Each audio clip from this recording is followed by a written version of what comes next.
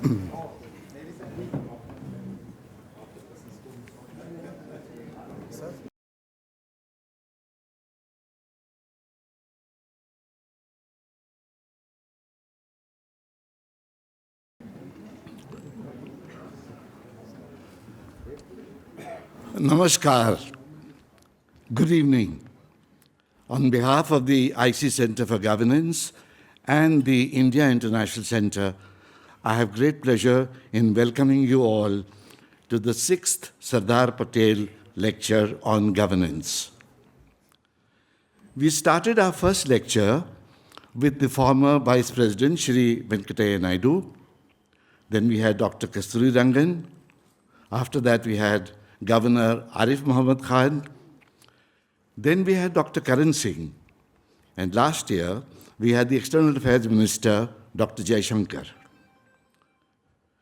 Today is the 150th birth anniversary of the great architect of India, the Iron Man, Sardar Vallabhbhai Patel.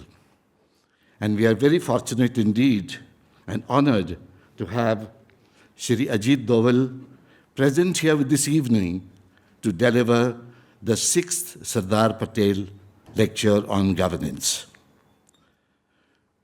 We are also grateful to Dr. Harivansh, Deputy Chairman of the Rajya Sabha, for presiding over this function this evening. Before I request Shri Prabhat Kumar to introduce the guests and his welcome address, may I request you all to kindly switch off your mobile phones or put them in the, whatever you choose, because that ring is very irritating. Thank you.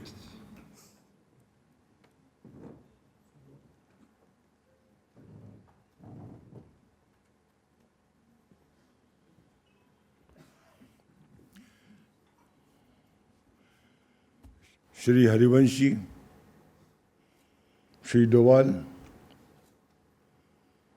dignitaries, ladies and gentlemen. Let me first greet you on the National Unity Day, which also is the 150th birth anniversary of Sardar Patel. I think it's very fitting that we are having this Sardar Patel Lecture of 2025 on this special day.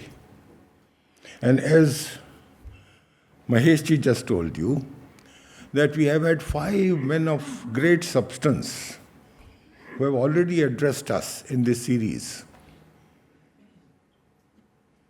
A statesman, a scientist, a political thinker, a philosopher, and a diplomat. And if you read this, we have a compilation of their lectures. If you read this compilation, it reads like a fresh treatise on public governance. And today, we bring to you a security expert par excellence as the 6th speaker in the series. Friends, the IC Center for Governance has been an active think tank for the last 22 years. It started in 2003, and it does collective thinking on issues of governance. It also organizes conferences and workshops,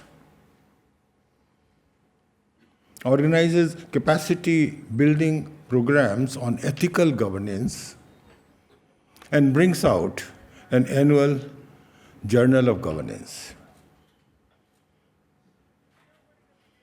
Talking of governance, I think all of you are experiencing that over the last few years,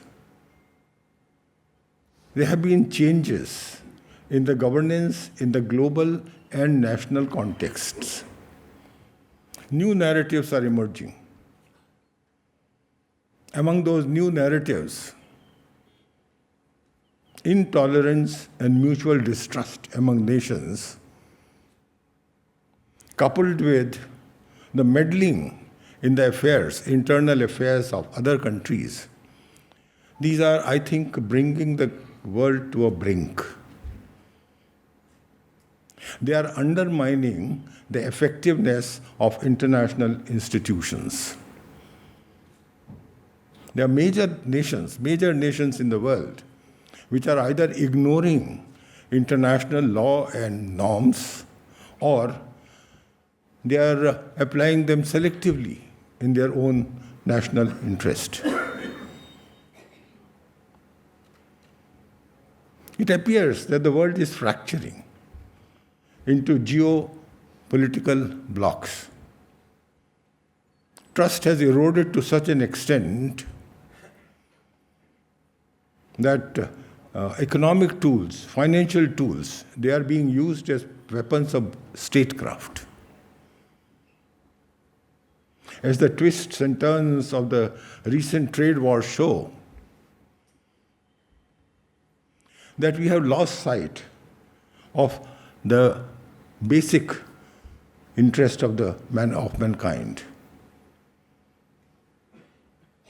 We have forgotten to focus on the long-term benefits of cooperation, and we have fallen into the cycle of retaliation. And on top of it, we also have these powerful technologies which are posing an existential threat to mankind. Artificial general intelligence, which is as yet unregulated, could have unforeseen consequences. All this, in summary, I think we are developing some centrifugal forces. And what is most important for a nation like ours is that we should have robust nation building. Robust nation building not only for growth, but also to meet the challenges of internal and external threats to our stability and to our sovereignty.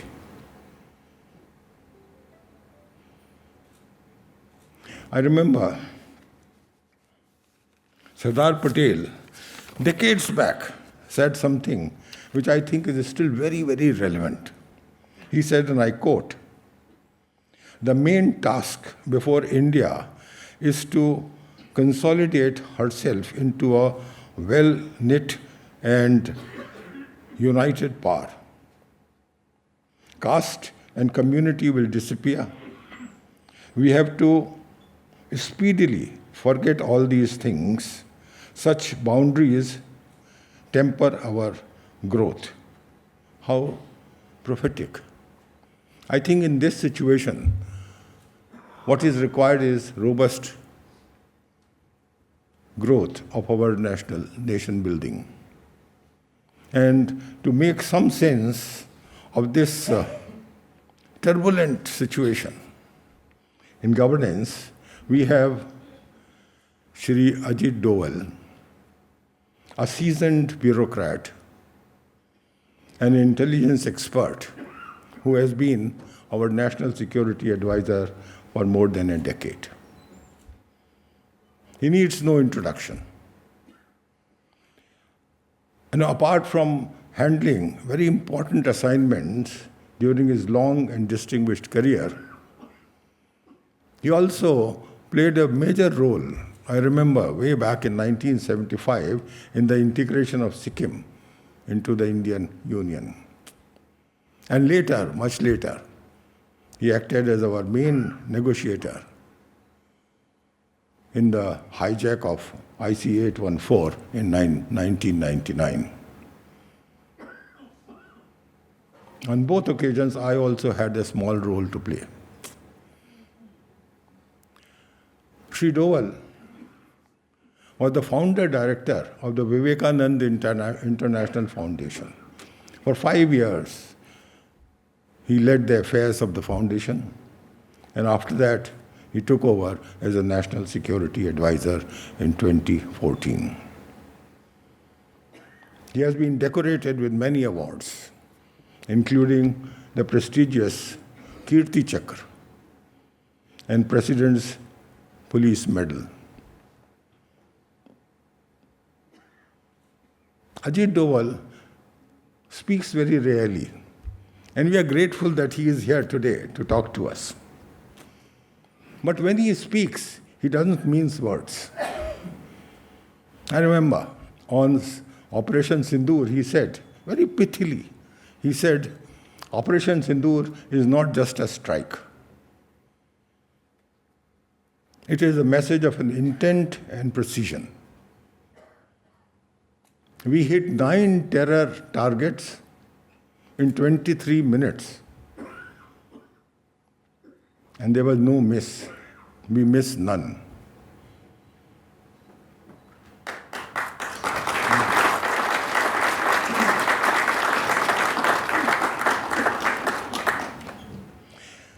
And we are fortunate to have Dr. Harivanshji with us today to preside over this event. He also doesn't need any introduction. He has been the deputy chairman of the Rajya Sabha for the last 7 years. He is an authority on the political climate of the country. He is an eminent journalist and was the media advisor to then Prime Minister Chandrasekhar. In 1989, I remember, he took over the reins of an obscure newspaper in Bihar, Prabhat Khabar. And he took it to great heights during his editorship of that newspaper. It became the voice of the people. It was known for investigative journalism, like in the cases of Fodder scam, etc. But what is more important is that Shri Harivanshji is a man of great intellect and disarming simplicity. He brings an aura of dignity and grace in the political mayhem of today. So I think we should give a big hand to Dovalji and to Harivanshji.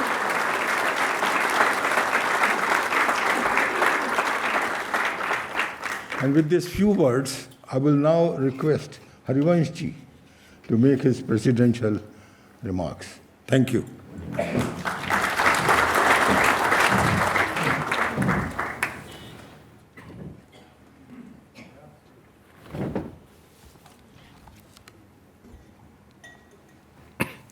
नमस्कार। सम्मानित राष्ट्रीय सुरक्षा सलाहकार श्री अजीत डोवाल जी, IC institute for governance के माननीय अध्यक्ष झारखंड के पूर्व राज्यपाल श्री प्रभात कुमार जी, इस संस्थान के माननीय उपाध्यक्ष श्री महेश कपूर जी, इस संस्थान से जुड़े शांति नारायण जी, आप सभी मित्रों को मेरा नमस्कार पुनः। सरदार पटेल की जन्म जयंती पर सबसे पहले उनकी स्मृति को प्रणाम। इस आयोजन के लिए हमें यहाँ पुनः होने का मौका देने के लिए आईसी सेंटर फॉर गवर्नेंस का पुनः आभार।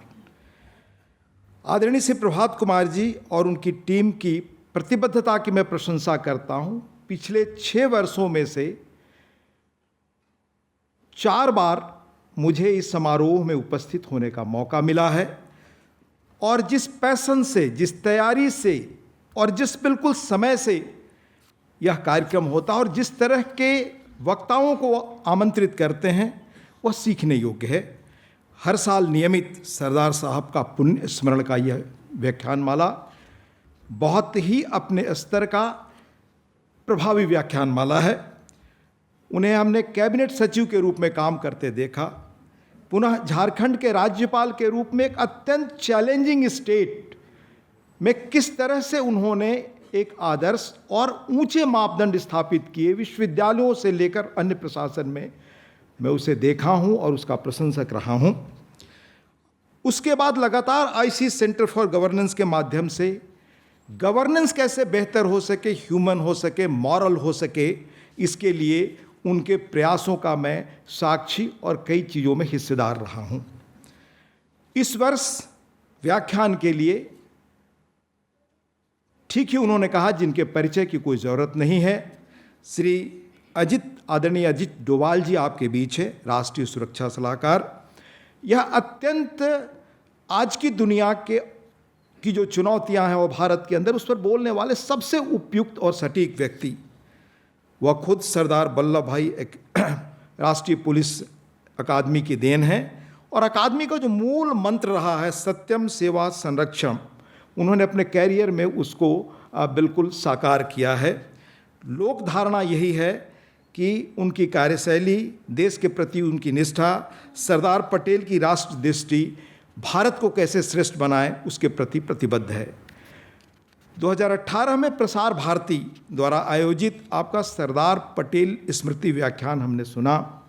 उसमें देश की इच्छा शक्ति, भारतीय लोकतंत्र की मिलीजुली सरकारों का असर, लोकतंत्र और कानून का राज, मीडिया और नकारात्मक नैरेटिव जैसे कुछ विषयों पर अत्यंत रोचक, प्रभावी पर विचार संपन्न उनके विचार हमने सुने बड़े मौलिक ढंग से।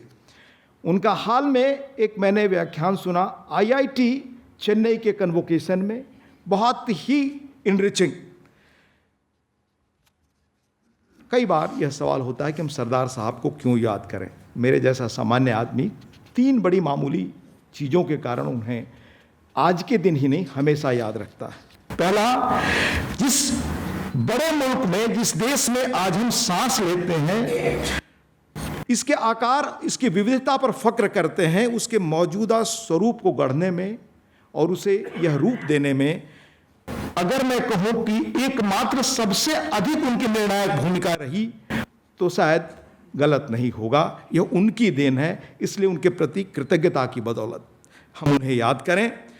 सरदार पटेल ने सिर्फ अपनी आयरन विल से ही तब भारत के 562 रजवाड़ों का एकीकरण उस समय किया जब देश, उन परिस्थितियों को हम याद करें, धार्मिक आधार पर लगभग बढ़ चुका था, सांप्रदायिक उन्माद चरम पर था और भारत एक डोमिनियन स्टेट था। माउंटबेटन गवर्नर जनरल थे और भारत की फौजें अंग्रेजी जनरलों के अधीन थी। तब अत्यंत प्रतिकूल हालात में उस एक व्यक्ति ने अपनी क्षमता, दृष्टि और प्रशासनिक कौशल से इस देश को यह स्वरूप दिया। हम याद रखते हैं कि सिवाय ऑपरेशन पोलो के हैदराबाद में कहीं कोई सख्ती नहीं हुई और कश्मीर में भी भारतीय सेनाएं तब गईं एकीकरण के बाद जब कबायली आक्रमणकारी बाहरी थे। 30 अगस्त को पूज्य बापू ने उन्हें पत्र लिखा 47 में।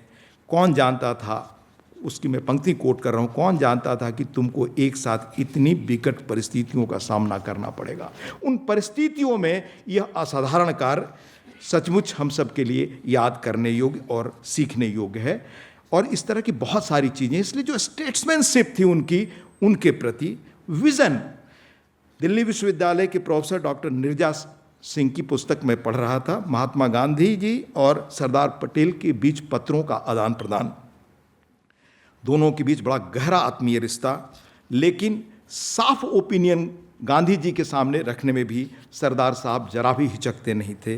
उन्होंने 30 के दशक में देसी रियासतों में प्रजामंडलों को सीधा समर्थन देने की बात की। महात्मा जी वो रजवाड़ों की स्वायत्तता का सम्मान करते हुए प्रजामंडलों को सिर्फ नैतिक समर्थन देने के पक्ष में थे। 1939 में दूसरा विश्व युद्ध शुरू होने के कारण रियासतों की यह मुहिम थम गई। हमें पुनः याद करना चाहिए उनके विज़न के बारे में जब चर्चा करते हैं। सरदार साहब ने 1950 में पंडित जी को चीन के इरादों पर साफ लिखा था। उसकी एक पंक्ति थी, उन्होंने 7 नवंबर 50 को जो पत्र लिखा, चीनी सरकार ने अपने शांतिपूर्ण इरादों के बारे में हमें भरमाया है। मुझे लगता है कि इस नाजुक वक्त में वो हमारे राजदूत को यकीन दिलाने में कामयाब हो गए हैं कि वो तिब्बत का शांतिपूर्ण हल चाहते हैं। क्या फोरसाइट और क्या विज़न था।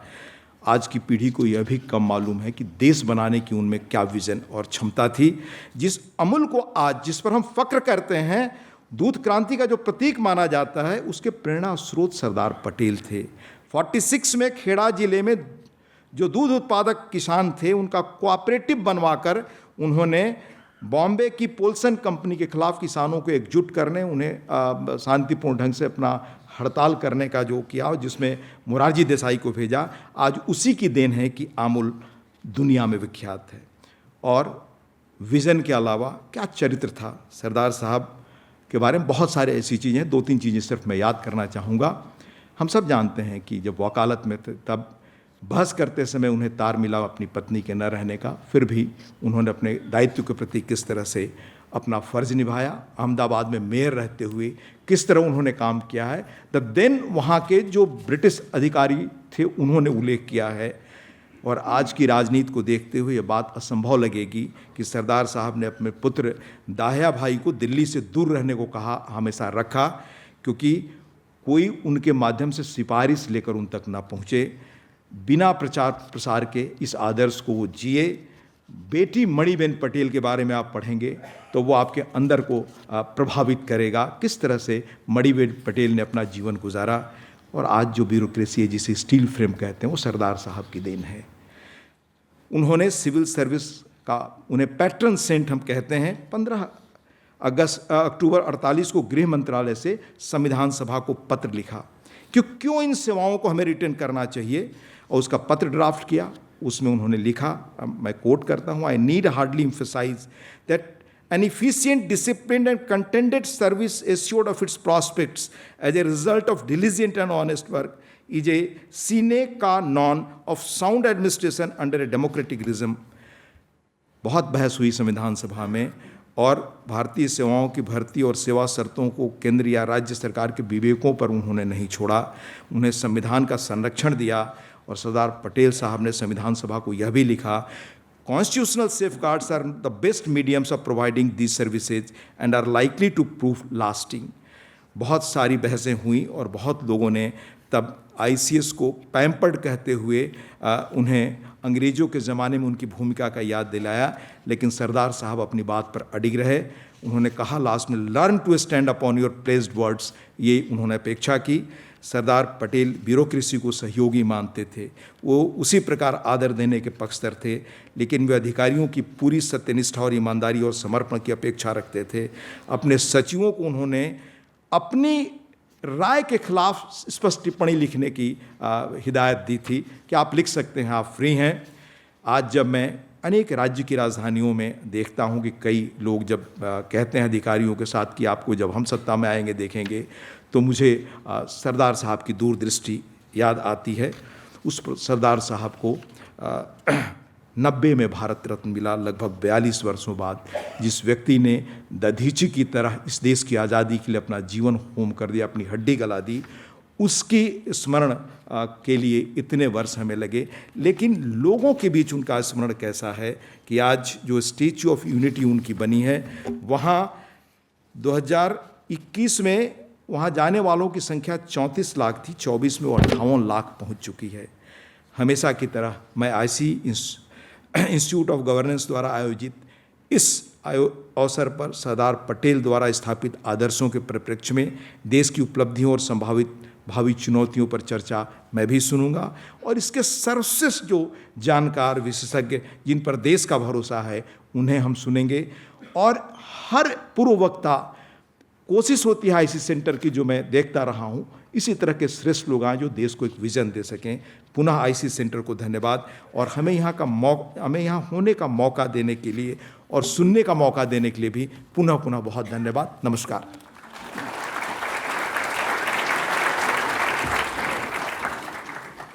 May I now request the National Security Advisor, Shri Ajit Doval, to deliver his address.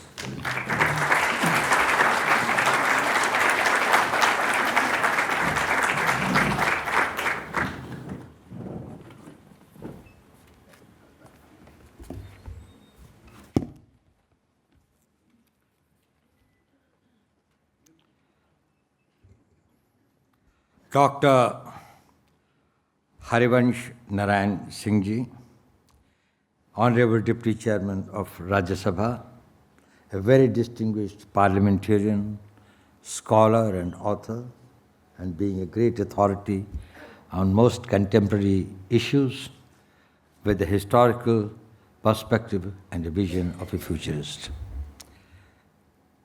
Respected Shri Prabhat Kumar Ji, former Commerce Secretary, whom the fraternity of Indian civil servants look as a great role model, who has got a very distinguished career and probably was responsible for many of the initiatives that the government had taken. I'm very grateful to him for giving me this opportunity to address the sixth lecture of Sardar Patel, his 150th anniversary. It's a very special occasion. It's a very special audience, and I'm very grateful for giving me this opportunity. Shri Mahesh Kapoorji, former Advisor, Planning Commission, distinguished ladies and gentlemen. It is my proud privilege to talk on a subject about which probably I know the least, and probably most of you sitting here have done more. That is about the governance. But still, I would like to share a perspective of what a security man looks at the process of governance. I definitely believe that governance has a very seminal role in the process of nation building and in the process of securing a nation and making it achieve its goals and aspirations. It is indeed very befitting that today, in 2025, we should be reinventing Sardar Patel. Probably the need to understand him, the time to emulate him and understand his vision, his clarity of thought, his vision is required in India today more than ever before. Not only India is under transition, India is having an orbital shift from a certain type of governance, from a certain type of a government structures, societal structures, but also its place in the global order. The world is also undergoing a great transformation. And whenever the change comes, the most important things are your clarity of vision. You're not getting blinded by the dust and the storms, not getting overawed by the noise and the threats. You're not getting subdued by the adversities and the possible threats. You have to prepare yourself and you have to equip yourself. And that is what Sardar Patel's whole life was all about. Whether it was pre-independence, where he played a very seminal role as a warrior of freedom movement, supporting Mahatma Gandhi in all his ventures, but also in a short time, in the post-independent period, that he was able not to unify the states, but to integrate India, bring up that understanding in 560 princely states that it was in their interest that India as a state survives, strengthens, and is able to take care of this old civilization which was experimenting with converting itself into a nation state. Converting a civilization into a nation state is a stupendous task. He knew that it can only be done through very powerful governance mechanism. The government has got to think and do beyond what is normally expected. And that is how he envisaged, and I'm grateful that Dr. Harvanshji told us about how his vision of the All India services, he's the patron saint, the mentor of that. Despite resistance and strong prejudice at that time in the civil services, probably he was able to prevail that without the steel structure, we will not be able to create a new India. Ladies and gentlemen, power of the nations, whether they are powerful or weak, or the comprehensive national power,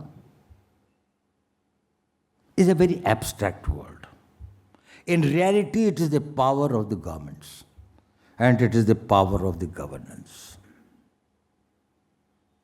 when the governments are weak, when the governments are confused, when the governments are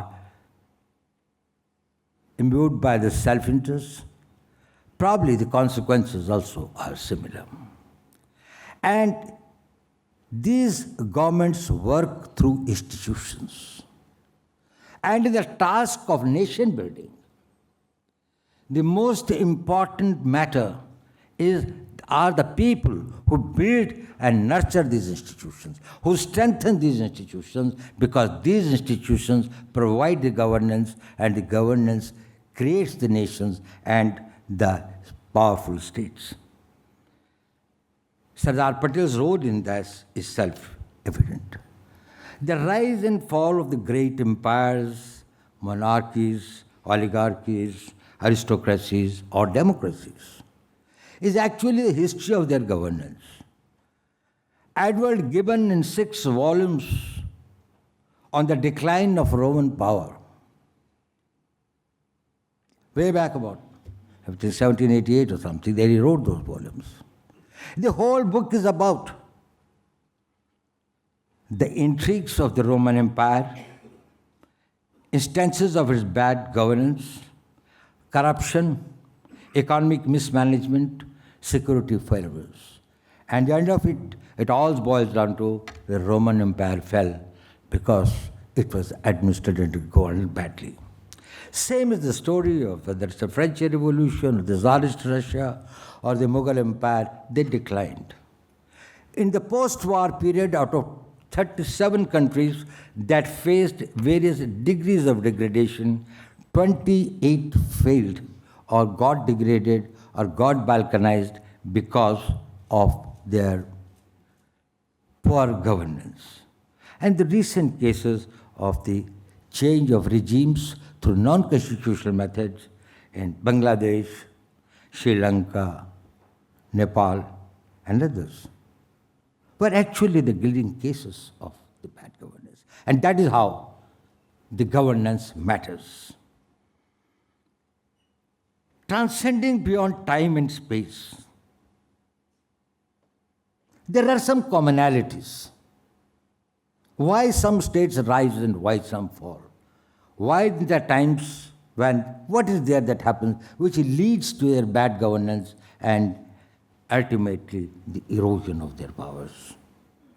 One has been the authoritarianism. Not that I am going in history, but I am telling it because it remains relevant today. It has remained relevant for the past 3,000 years of the recorded history that we know of the states, structures, and the governments as they existed, whether it was the Greek states or it was the modern democracies and even the oligarchies and others. So authoritarianism, that is oppressive and discriminating laws, poor delivery of justice, marginalized population, human rights violations, they all constituted or added to the fall of these nations. Second important thing has been the institutional decay. The institutes start decaying, both civil and military. Security structures, their armies become corrupt or oppressive, or their internal security structures collapse. Bureaucracies become inept, slow, corrupt, and insensitive. There is no accountability. People do not know why they are doing what they are doing. I tell you an example that once when Bismarck, before the Russia war, had visited Germany, and he went to a forest area for seeing, and he found a military man standing at a post. He asked him, "What are you here for?" He said, "I do not know, but I had been on this duty for the last 3 years. So he said, I would have to check up. And then he checked up. And then he found that his commanding officer also did not know, but he said, my battalion has been here for the last 20 years. And this is one point that has been given to us to guard. He said, what are you guarding against and against whom? He says, that I am not aware, but I can check it up and find out whether in my regiment there is some records. She went through that, and then, after long research and others, Bismarck found that about 150 years back, when Zardina had come on a horseback for a hunting, and she lost her necklace in the forest. She could not locate it there, so returned, but asked her ADC to put somebody on the guard duty and send some people tomorrow to search it. Probably some people came or did not come, but that necklace was not found. Necklace was forgotten to everyone. Nobody knows what happened to the necklace. But for 180 years, the sentry was still on the duty. This is how the decay starts, and that is when Bismarck predicted that this nation and this regime will not last. And that's what happened. Another factor is the economic failures, scarcities, the food. Actually, a large number of civilizations, because of the economic meltdown. Harappa, Mohenjo-daro, and other civilizations, now increasing evidence is coming forth that probably the essentials of survival will become scarce over there. The food, the water, the inflation, oppressive taxes, social unrest, they become the cause of the state failures. They are the old ones. They still exist. They still exist, and they continue to beleaguer the emerging societies. But the new ones have cropped up and have made the situation more complex. What are these new factors which have started impacting on the process of governance and has made the task more challenging? One is the centrality of the common man. The common man has become more aware. He has become more aspirational. He has higher expectations from the state. And the state has got a vested interest in keeping him satisfied, particularly in the democracies. In the same vein, what has happened that while democracy has proved to be one of the most effective and one of the most enduring system of governance, it has created its own problems. It leads to partisan politics. There are dividends in division. Now, division is a very strange phenomenon. If there are 100 people and I have got a following of 25, I can come to power if I can divide the rest in groups that each is smaller than 25. It is not an aspiration to make it 51, but it's an aspiration to divide the rest of the society in as many fragments as you can. And that fragmentation is something which is the danger of this thing. That comes, after all, it's a package. It comes with its good things, but we have got to guard against the possible, the negative side of it. The third is the role of money. And I'm not talking about India, I'm talking about the world over. Wherever there are these democracies, there is a money that plays a role. Now, in whatever role, there's a legitimate role, illegitimate role, legally approved, illegally approved, whatever is that. But the fact is this, money plays a role. So, your idealism, your vision, your thought, your patriotism somehow has got to have a strong support of the money. And there is often eclipsing of national interests by the Western interest. And by the Western interest, I do not mean here purely in a very negative personal sense of being corrupt or lack of integrity. But Western interest is that your very, very localized, smaller interest in which the larger national interests become probably less important. So what do we need to counter it, to address it?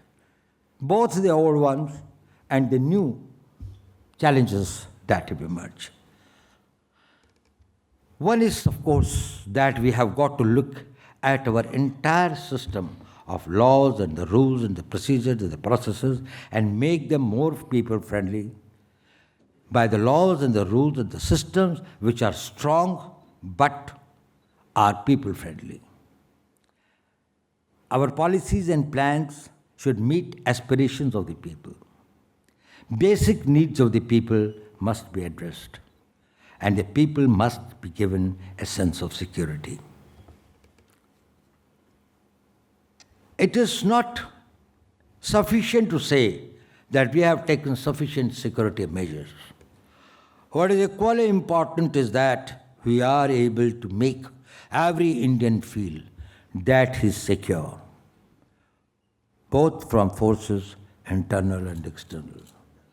While we can deal with them effectively as per the laws and as per the policies of the government, but we can create the deterrence that can convince them credibly that we have got the will and we have got the strength to respond to any threats in a way and in a manner that we consider best for our national security. There is also a very special need for taking care of the deprived, the weak, the marginalized, and give them a sense of empowerment.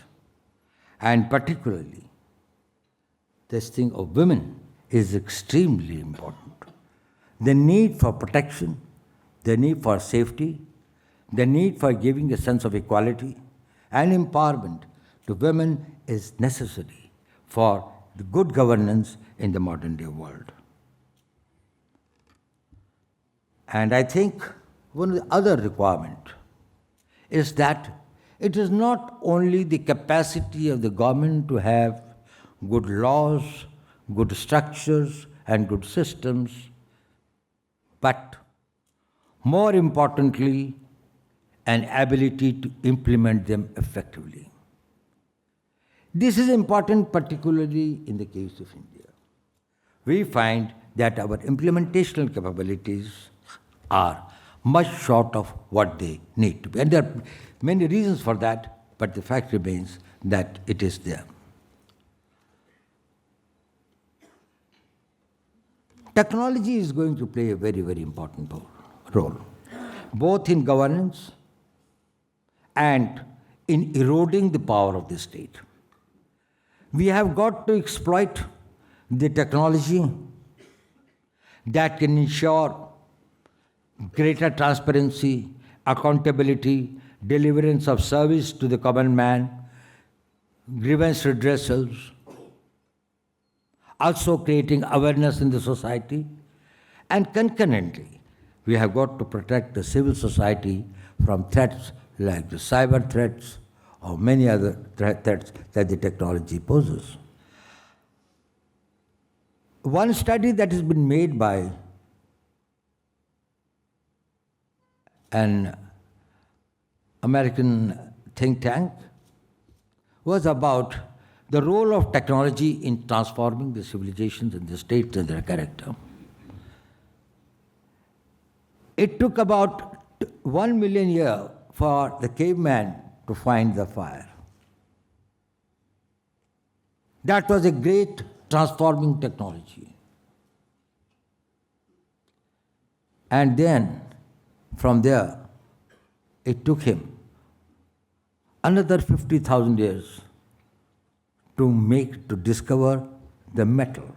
That is when he found that the fire is able to melt certain stones which become into a solidified metal. And then another 30,000 years to invent the wheel. And after the wheel, the similar things about the steam engine, and less than this thing that could be about the electricity and about the plane. So the time gap started getting reduced. Printing press in 15th century brought another very major thing when there is a revolution in knowledge and informatics. artificial intelligence is going to condense and transform the society in 2 years' time, what it has taken about 2 million years for the human beings to change. It will change the way you live, it will change the way you think, it will change the way you dress, it will change the way that your wars are fought. If you put the artificial intelligence in the field of the nuclear, those things will probably, if we have got 31 ingredients, we see that if we meet, the nuclear bomb goes automatically. And the world will be totally endangered. If the human element starts becoming absent relatively, the dangers of this technology would be very, very high. And now that this is the age of youth, particularly in India, not around the world, where probably the youth are becoming less and less, but in the subcontinent at least, there are plenty of this thing. We have got a great distance about creating new job opportunities, and also equally important is about the delivery of justice. Now, let us do a reality check about the governance in India. There are two aspects of it. One is what we think very objectively looking at it, what it is. And secondly, what do people think about it? What are the perceptions? So perceptions are as important as a reality. I take a capsule of, say, last 10 years. I know that being a national security advisor in the current position, it may look that probably my figures or my facts are a little tilted or a little biased. But notwithstanding that, the facts are facts and they cannot be disputed. Terrorism in this country has been effectively countered. We had a major incident of terrorism on 5th July 2005. And we had the last one in 2013 in the hinterland. Except Jammu and Kashmir, which had been a theater of a proxy war or a covert warfare against Pakistan, which is a different ballgame, the whole of country has remained secure from terrorist attacks. And it is not that the efforts are not made. It is not that the people were not arrested. It is not the explosives were not recovered. Tons and tons of them have been recovered, even few of them only about 2 days back, where a very major group targeting certain places in India and targeting this thing, where continuously the new groups have emerged. Enemies have remained very active, but fortunately, and I think it's more of a good fortune of the country, that we can say that we have had no terrorist incident in the hinterland. The left-wing extremism has been reduced to less than 11% areas than what existed in 2014. Most of the districts which had been declared as the left-wing prone these things, they had been declared as safe. There's a greater integration of the tribal population. Shri Prabhat Kumarji has been governor of Jharkhand, rather the creator of the state, in the sense in the formative years. He is the one who guided it. Probably if you'll go, you'll find that there is a sea ocean, there's a change of this thing. Roads, communications, schools, health centers, employment opportunities, jobs that have been created for the even illiterate youth, development of art and handicrafts in the tribal areas had been very high. Northeastern insurgency, nobody talks about it. We had a bad incident in Manipur, but that was not insurgency. That was a sectarian conflict between the Meiteis and the Kukis. Of course, not that it is pardonable, it should be something that we say it is good, but the fact remains that I'm talking about as far as the insurgencies are concerned. The Northeastern insurgency, the very major groups have got. Bold and decisive counteractions have been taken against foreign and internal perpetrators of this violence. It has been ruthless, but according to law. It has been what the country should be doing to deter its enemies, and I think that deterrence has worked.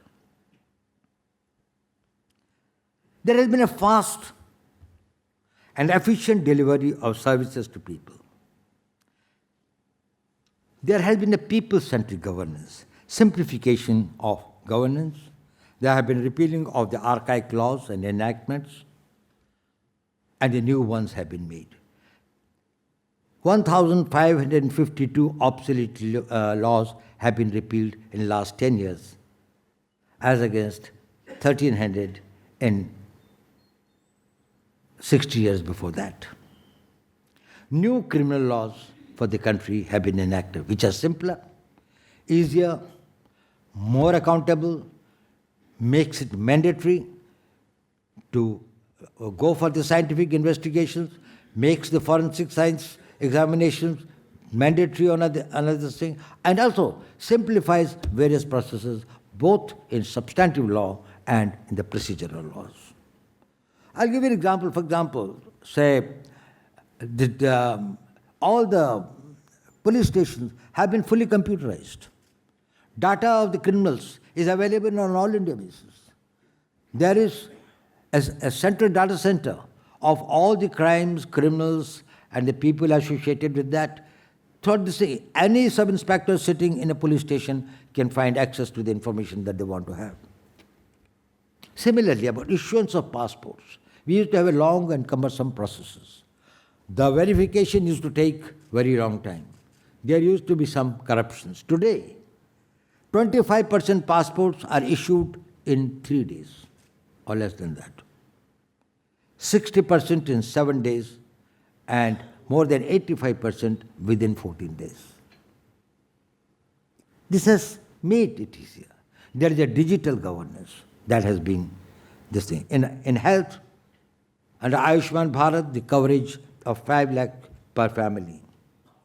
Similarly, on the national economy, the GDP from $2.15 trillion in 2015 to nearly $4 trillion in 2025 has taken its global ranking from 10th to 5th, and mostly, probably, more likely, very shortly, it will be the 4th.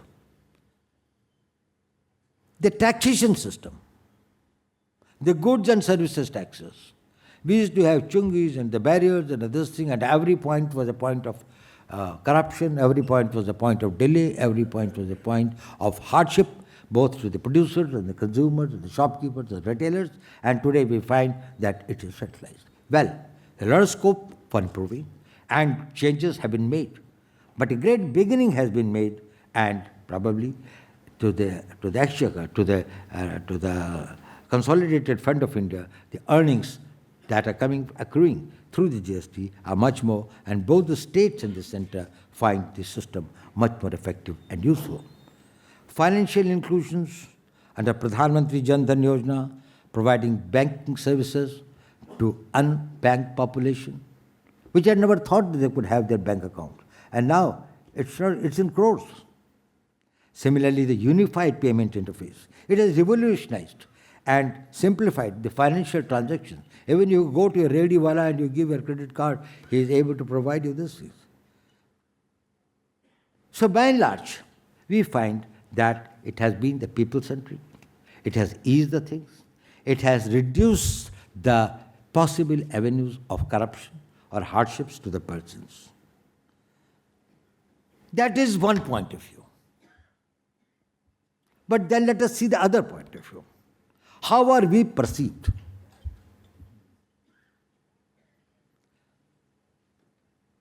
World does not necessarily perceive us as an egalitarian, inclusive democracy which provides constitutionally guaranteed fundamental rights, has got the adult franchise, has got the equal rights for everyone, irrespective of their caste, religion, gender, or any linguistic identity. We have got many liberal and pro-poor legislations. We have also got an independent judiciary, actually very rightly too independent, and we have got very powerful institutions like the Election Commission, Comptroller Auditor General, the Union Public Service Commission to ensure that there is no governmental interference in these matters. However, global perceptions and projections do not carry this image of India. Whether it's on the district level, I had just got one study conducted about, let's say, last 3 months. What had been the articles, what had been the thinkings, what had been the surveys that had been conducted against India, about India. And we find that a large number of the global think tanks, some of the scholars, abetted and supported by the most of the things, the material that they get is from the Indian side, the Indian columnists, the Indian journalists, who think that the news is only, if it is something is a bad news, is the only good news. Because that's the only thing that they can think. So in corruption ranking, the global ranking, India was ranked 96th out of 180.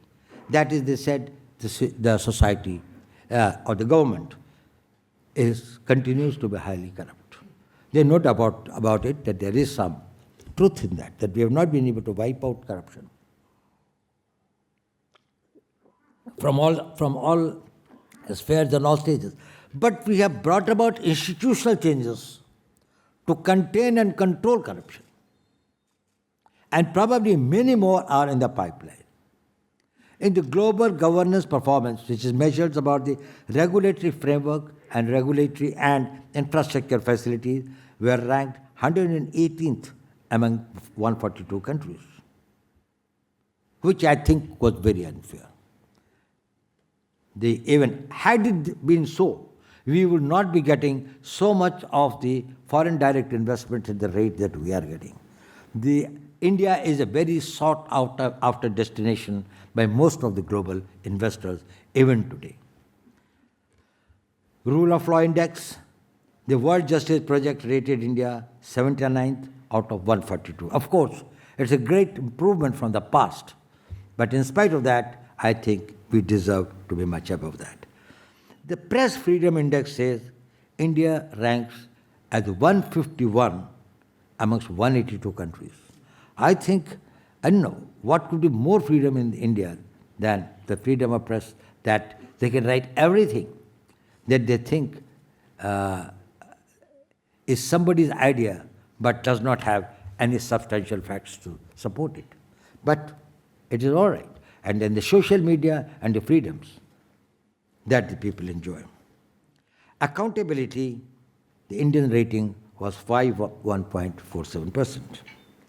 It is true that the methodology adopted is not fair.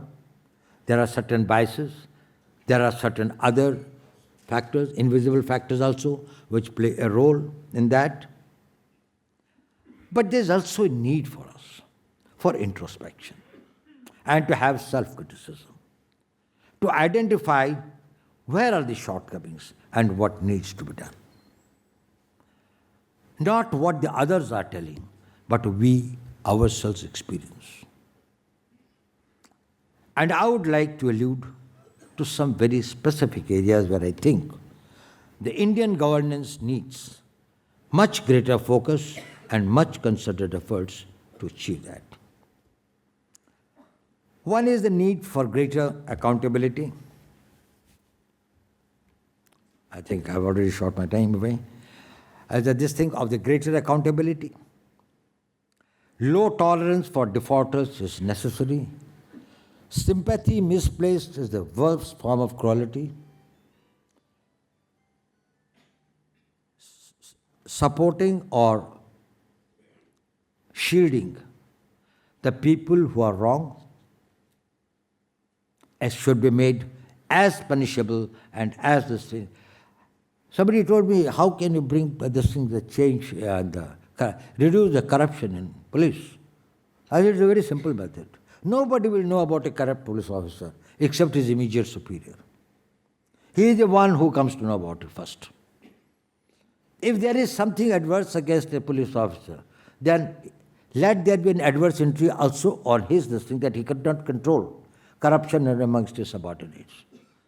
He will see that he will bring down at least to 50%. Because then it is in his interest to see that the people below him do not become visibly corrupt at least. But if it is not, then he becomes a party to that. Second is the capacity building. Now, capacity building, I think, is important. Now, the new technologies, the new challenges, and the new vision of India to become a developed country. We need better training of people in the government at all levels, a specialization, greater understanding of the systems and the global practices and the incorporating the best practices. Also, the government's capacity for perception management and creating awareness. It is important. It is important because national will is affected when the country's image gets sullied. When people feel that our institutions are not dependable, when the people feel that our electoral system or our financial systems and others, there are not that levels of transparency and probity and moral standards that are adopted. That is bad for a nation's will.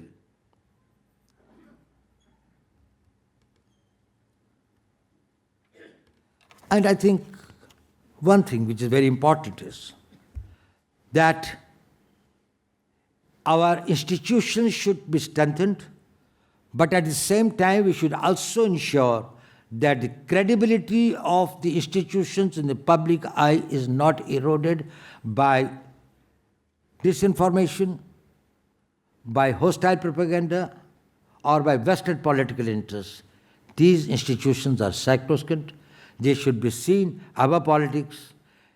People's losing faith in these institutions, whether it is your defense forces, security forces, judiciary, electoral systems, Comptroller Auditor General, etc., that will be something which will be very, very disastrous.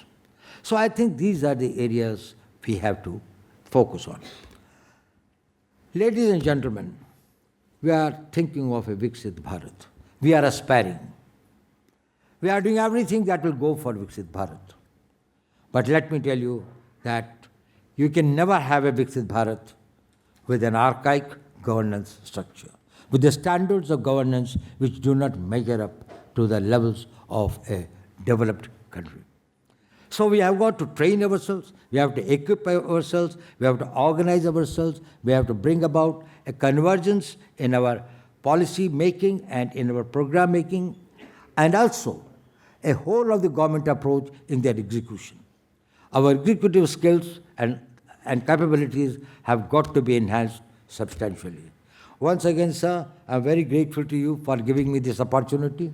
It had been indeed a great pleasure for me to interact with me and share some of my thoughts with you, but I can definitely tell you that the country is on the ascendancy, is doing very well, and it has got a great future, and with the efforts that every Indian is making today, every Indian who is becoming aspirational, every mother who wants a child to go to the best of schools even when it comes from a very low economic group and others, is something which is extremely boosting, morale boosting, and I'm very confident that the vision of Sardar Patel of a great India, of an integrated India, of a powerful India will be realized by this generation. Thank you very much.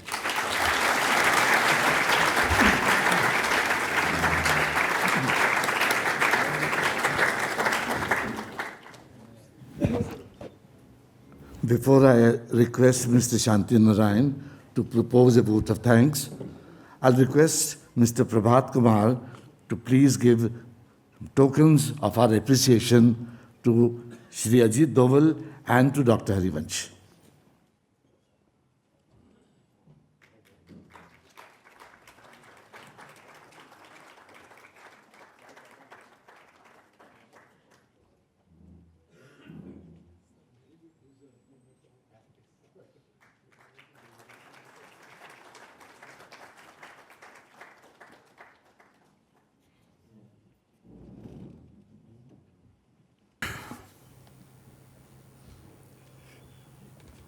the NSA has very kindly accepted to answer a couple of questions. Anybody?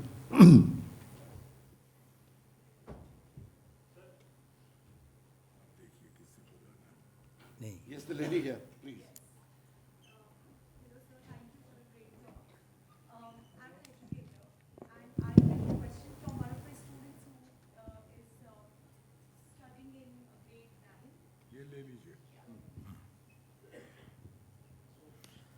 Yeah. I'm an educator, and I bring a question from one of my students who's studying in grade 9. And he asked me if I get a chance, I should ask you this. I would like to read the question to you. Just a second, sir. So the question is about China, and he asks, sorry, just a second. Yes. He says, I'd be interested to hear your perspective on the evolving dynamics of India's relations with China, particularly in the context of the Belt and the Road initiatives expanding reach across Asia, Africa, and Europe, and China's increasing influence within BRICS. With recent shifts in global trade driven by US tariffs and changing economic alignments, many nations are reassessing their strategic and economic positions. Considering India's unique challenges, including ongoing border disputes, trade competition, and the need to maintain balanced relations with both Western and the regional Can partners. we have the question and not the statement, please? No, sir, this is a question. Okay. Yeah. How do you assess the long-term implications of these developments for India-China relations and for the broader global balance of power? Sorry, he just wrote a lot, so thank you. Actually, this is not one question. This is a So can you bouquet just of like, questions, yeah. and actually each one of them Thank would you. require this thing. But let me tell you one thing. China is an important neighbor. And we have got areas of dispute with it, particularly on our border. We have also got some concerns about their defense activities. But we have got trade with them. We have been working with them on certain areas where we can cooperate, whether it's a trade, economic, this thing and others. As far as Belt and Road Initiative is concerned, right from the beginning, from the day one, India had said no to it, and India is not in support of it. India is not a member of it, and India has not participated nor allowed its territory to be connected to any of the BRI schemes and projects. And of course, we engage with them. We have got various types of mechanisms at various levels. We have got a special representative mechanism where we talk about border issues, where we conduct the strategic dialogue and other things. We have also got at the defense level. We have got at the level of our foreign minister, our external affairs ministers, our foreign secretaries and others. So it's an ongoing process. We are dealing with them. And I think we feel ourselves very confident and very we will be able to deal. It is an area of concern and priority for us, but it's not something that we feel that it is the thing. As far as the larger geopolitical decision concerned about the US policies, tariffs and others, it's a more complex and a complicated thing. It will take a much more time. But India is very clear about its core interests. India is very that well, it will take the right decisions which maximizes its own national interests. So my name is Sandeep. I'm from ANI. My question to you is regarding the current geopolitical situation as far as America is concerned. We have seen how Pakistan, the nation which was in fact sidelined on the international forum, stood together with President Trump, and in fact, how will that, in fact, you also mentioned about terrorism. Do you think that such kind of alliance with Pakistan and America together, will that have an effect on India's territory by any which way, or what all efforts are we making to make sure that such kind of influence by America to Pakistan does not affect our border areas or our security? Actually this does not concern the subject of my talk. nor even the topic in which we are dealing with it. So it will not be very appropriate for me to go into the areas which is not within our own agenda and others. As far as terror policy of India is concerned, it is too well known. Pakistan is a sovereign country. It can free to have its relationship with any country. What it thinks is best for it, it is for them to decide. As far as terrorism is concerned, we feel we are quite capable of protecting our interest and our people, and we will not allow any external or internal forces to do anything that will undermine our national security interests. So, not going to outside things, I'm talking of India now. The low rate of conviction of wrongdoers in this country gives them the ability to continue doing what they are doing with liberty. So is there anything that we need to do as a country? I think it's a very relevant question and a very important question, that whether our criminal justice system is strong enough to provide the deterrence, and also we convict the people so that we get an opportunity to reform them, or we get an opportunity also to deter them, and we also this thing as an example to others to not to do that. To what extent they are achieving these objectives, I think is very questionable. So there is a need for that. There are hardened criminals who I feel that they are not very deterred by the criminal system. The new type of crimes, certain types of crimes and the criminal activities have gone down. Like there was this thing of the organized criminals and the gangs, mafias, whether there was a sand mafia or there were this thing, an underworld of Bombay or this thing like that, you will find that their activities have gone down. And lot of action has been taken against them. But a new type of a criminal class is coming up, where we found it is more something which has to do with the social values. Say, crimes against women. They are not professional criminals, but at the same time, they have created a great sense of lack of safety and sense of well-being in the society. Similarly, about the things of the convictions of the hardened criminals is becoming more and more difficult as they are resorting to more of the technological systems. I don't have a time here to elaborate on that, but I'll tell you the new criminal laws as they have come, they have addressed this issue. That was the core of means one of the very important things, including the jail reforms, including the judicial reforms, including how to make the convictions more restrictive. That will require better training of the police, better prosecution, better conduct of the lower judiciary, and there are many things which are being done in that direction. I think that if we review the situation after 2 years, we will find that the situation has substantially changed. And if you have got others who are specializing on these matters, I would like them to see about this criminal administration system of this country. And again, it is still a work in the pipeline. If there are certain good suggestions that we can think of making the criminal administration system more effective, I think we'll certainly like to look into it. Sir, I'm. There's so many questions. Would you like to take more questions? Okay, I'll take the last question. Last question. Last question. Mike. okay. General Saab. General I'm Major General Khurana, retired. Thank you very much, sir, for a very illuminating talk. You have touched on our strengths, our progress, and you also talked about introspecting on the weaknesses. You mentioned very important point about the perception, whether it's perception within the country or perception abroad. And today's world, with the communications and the media being what it is, perception makes a very, very large difference. My point is, most of us as we travel abroad or even within the country, we get quite often questioned what is happening in our country. And it is all based on internal domestic politics. I know it's a very sensitive point that I'm raising, but can we, as a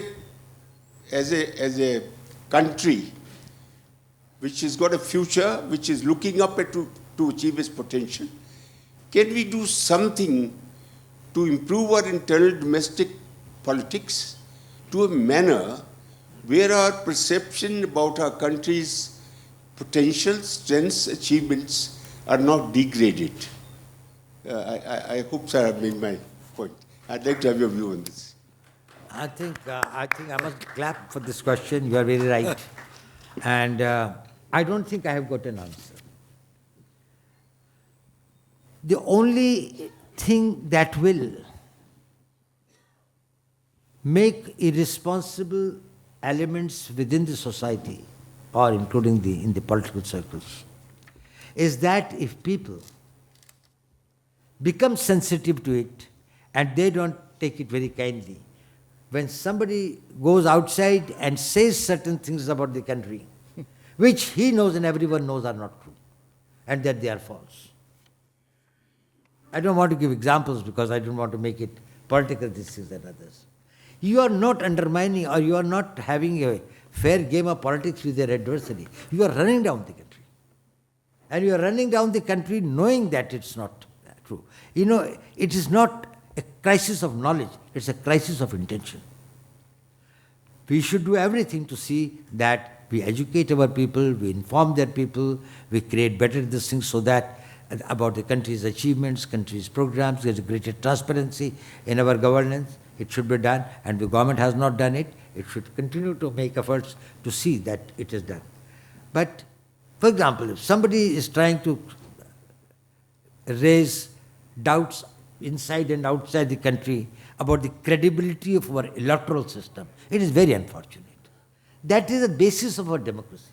We pride ourselves as world's largest democracy. We pride ourselves in telling that is we had a continuous democracy. Amongst the developing world who got after independence, where the constitutional democracy started from the day one and has continued uninterrupted till now. Short this thing of emergency being an aberration, but still, there has been no change of government except through the ballot box.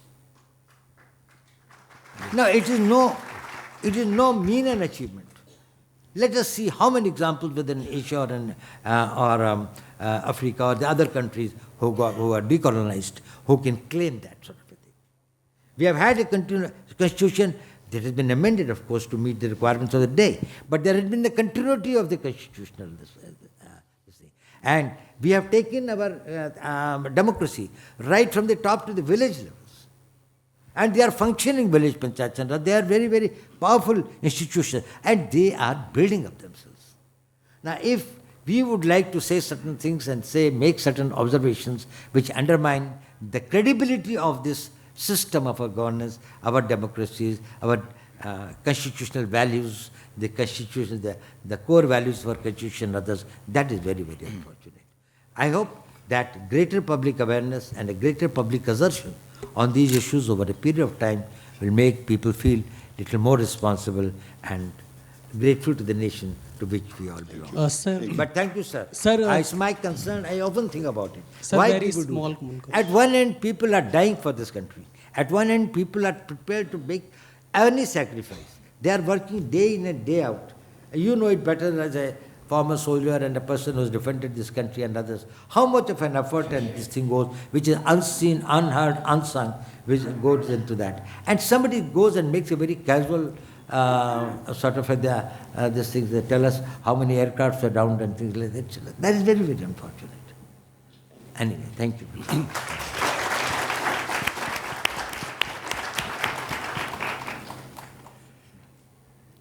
Good evening, ladies and gentlemen.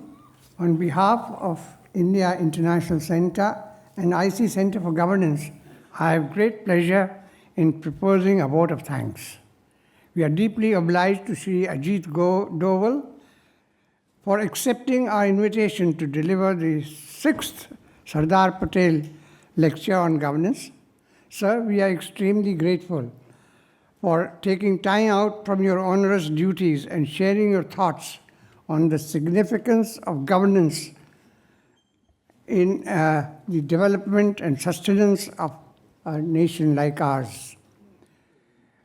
We are having a very volatile political environment in the country, but the way the government has been performing, it is a matter of great pride for us. We are also grateful to Dr. Harivanshji, Honorable Deputy Chairman of Rajya Sabha, for agreeing to preside over this important event of the center and sharing his insights on the role of Sardar Patel in unifying this nation. Thank you, sir. Our grateful thanks also to the august audience who have joined us to make this program a success. Thank you very much.